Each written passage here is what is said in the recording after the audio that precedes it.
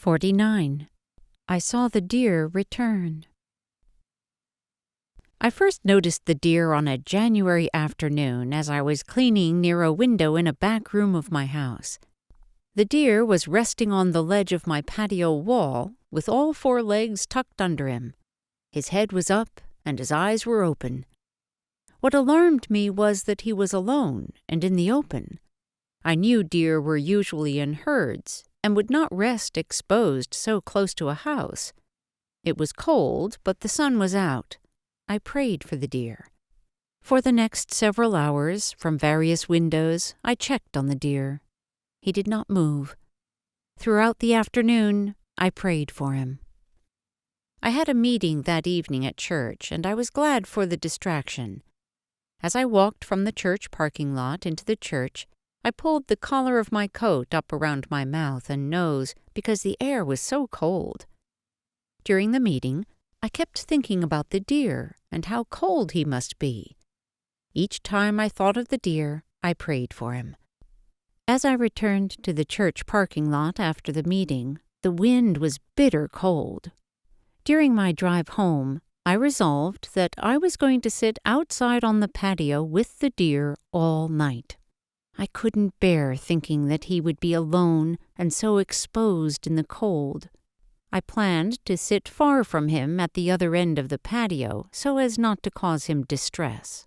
I layered my clothes from long underwear to high wool socks, ski pants, ski hat, neck tube, and insulated long coat and gloves. I went into my kitchen, which opened onto the patio, and I flicked on the floodlights. There the deer was, head up, eyes open, in the exact place on my patio wall. I pulled a down comforter around my shoulders, and very slowly I inched the sliding glass door open.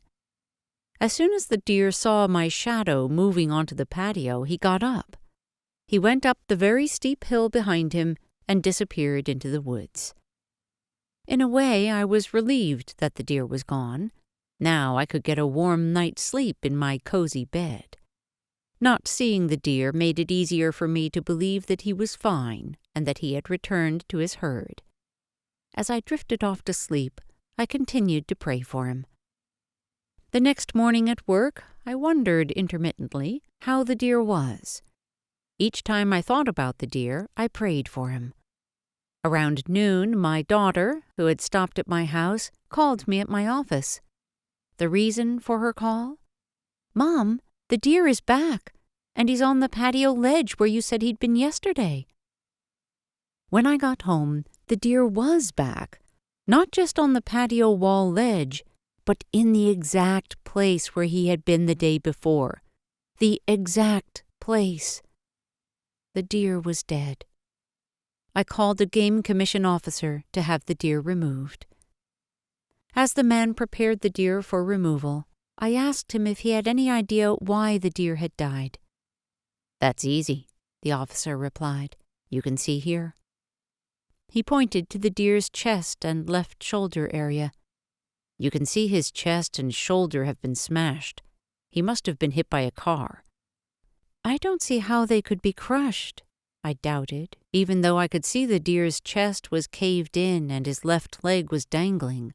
I countered, "Look how steep this hill is behind him. I can't even stand on it. Yet last night I saw him go up the hill into the woods.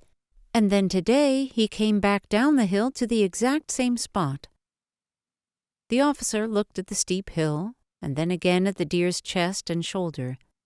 The officer himself was baffled. "With his injuries, I don't see how he could have done that." So this is the question I have wrestled with for 35 years since then. How could and why would a deer with a smashed chest and shoulder return to the exact spot, a place so exposed and so difficult to get to? I know that each time I prayed for him, and I prayed for him many times, I pictured him in that spot.